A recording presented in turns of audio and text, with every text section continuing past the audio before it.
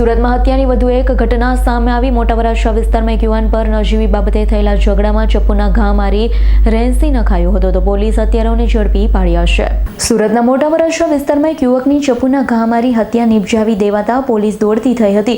હત્યારા આરોપી અને મૃતક વચ્ચે નજીવી બાબતે ઝઘડો થયો હતો, જેને લઈ સમાધાનના બહાને મૃતકે મોટા વરાછા ખાતે હત્યારા આરોપીને બોલાવ્યા હતા, જે બંને વચ્ચે ફરી બોલાચાલી બાદ મારામારી થઈ હતી, જેમાં મૃતક સાહિલ ગોદાને આરોપી શાળા બનેવીએ ચપ્પુના ઘા મારી ઘાતકી હત્યા કરી છે। બનાવની જાણ થતાં પોલીસે સ્થળ પર દોડી ગયા હતા।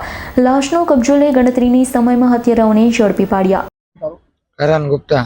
શું ઘટના બની હતી ને કઈ જગ્યાએ?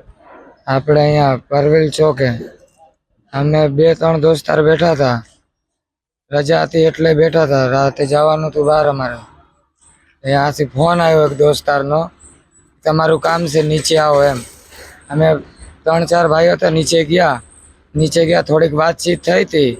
એમાં જે હાંબેવાળા 2 ભાઈ હતા ને, એમાંથી એક ભાઈએ સામાન કાઢીને હાંબેવાળા ભાઈને માર્યો હતો, સાહિલભાઈને। કોને માર્યું? ગણેશભાઈ હતા ને ઉત્તમભાઈ હારે હતા। શું કામ માર્યું? મગજમારી બીજાની હતી સાહેબ, માર્યો બીજાને છે, એમાં એવું હતું। અમે ખાલી આ એમને આવ્યા હતા બેહવા માટે, દોસ્તારનું એવું હતું એટલે। Bureau report S9 news Surat. અમારી તમામ માહિતીથી અપડેટ રહેવા માટે જોડાયેલા રહો S9 ન્યૂઝ સાથે।